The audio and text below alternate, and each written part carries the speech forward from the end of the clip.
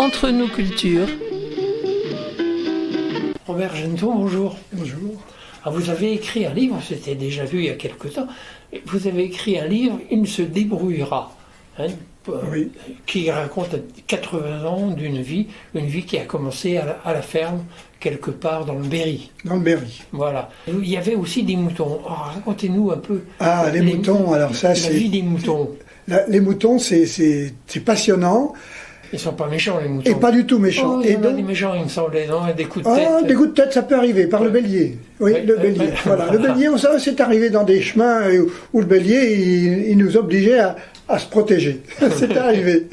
Mais sinon, les moutons, c'était très agréable. Il suffit d'en amener un et puis les autres suivent, non? Oui, absolument. C'est vrai, ça. Tout à fait, tout à fait. Et alors, ce qui est passionnant, c'est quand il y a la tonte des moutons.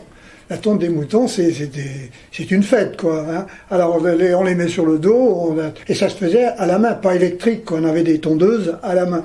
Ouais. Alors, il y avait une personne qui tenait le mouton et l'autre qui tond. Et ça faisait des boules de laine. Et ensuite, on les emportait à vélo, à 30 km environ. Mes parents, ils mettaient ça sur les vélos et ils l'emmenaient pour porter chez quelqu'un qui cardait la laine. Mais la laine des moutons, les moutons, ils sont pas propres. C'est eux qui la lavaient avant. Oui, on la lavait. Voilà, on la lavait et on l'emportait propre. D'accord. Et après, c'était... On lavait, on séchait. Voilà, tout à fait. D'accord. Tout à fait. Et donc, ils emportaient ça. Carder la laine, ça veut dire quoi, carder la laine? Oh, c'est-à-dire, là, c'est passé dans des appareils en bois, toujours. Et après, il fallait la laine. Et nous, ce qu'ils nous donnaient, ils nous donnaient ce qu'on appelait des écheveaux de laine. Des écheveaux, c'est-à-dire, on pouvait tricoter à la maison. Ouais. Voilà, ils nous payaient pas la laine. Ils nous donnaient de la laine cardée qui était transformée de la laine pour tricoter. Voilà. Et ça, c'est la grand-mère qui tricotait, qui faisait tout ça. Donc on faisait carder la laine, ça veut dire faire des fils de laine. Des fils de laine, c'est ça. Hein. Voilà, c'est ça. Voilà, c'est ça. Ouais. Des rubans, des fils. Bah, on teignait également la laine. Ah oui, bien sûr, des différentes couleurs, quoi. Oui. Et la teinte se faisait dans la ferme ou pas? Non, ça se faisait pas dans la ferme. Nous, on la lavait seulement et on l'emmenait là-bas. C'était à 20-25 km qu'il fallait. Mes parents emmenaient ça à vélo parce qu'il n'y avait pas de voiture. Il n'y avait pas de voiture. Alors ils partaient pour la journée.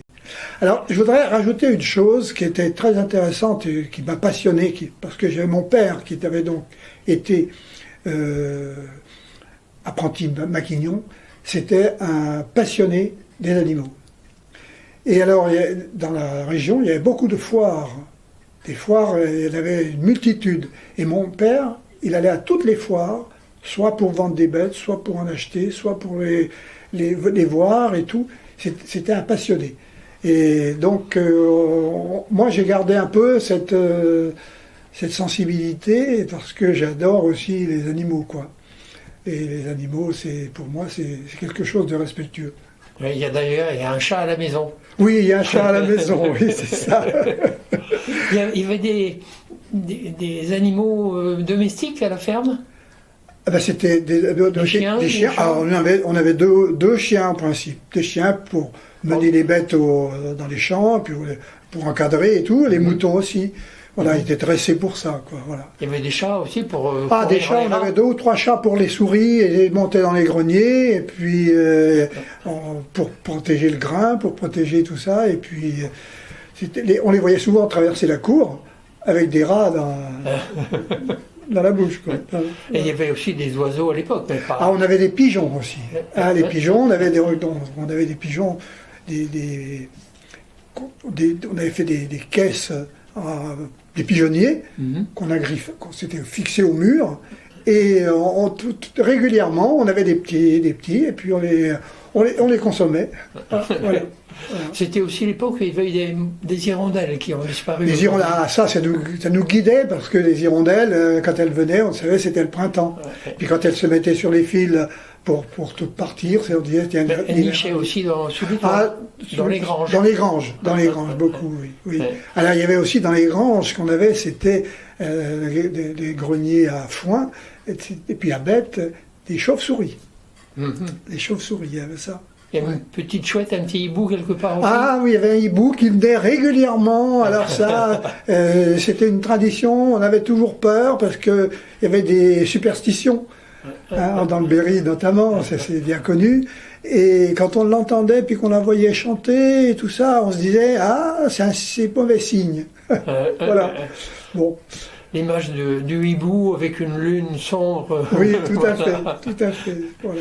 Ça, c'est dans les livres d'horreur. Mais là, vous, en fait, vous avez fait un livre qui n'est pas un livre d'horreur, c'est Il se débrouillera. Ça raconte l'histoire de 80 ans de votre vie. Tout à fait. En démarrant à la ferme, donc avec les frères, non pas les sœurs, avec les frères, la grand-mère, les parents. Une vie, je dirais, riche de... Parce que je suis très humaniste, j'aime les gens et j'aime rendre service et ils me l'ont bien rendu. Et donc tout ce que j'ai partagé, beaucoup de bénévolat, 50 ans de bénévolat j'ai fait. Et ça m'a enrichi énormément, énormément.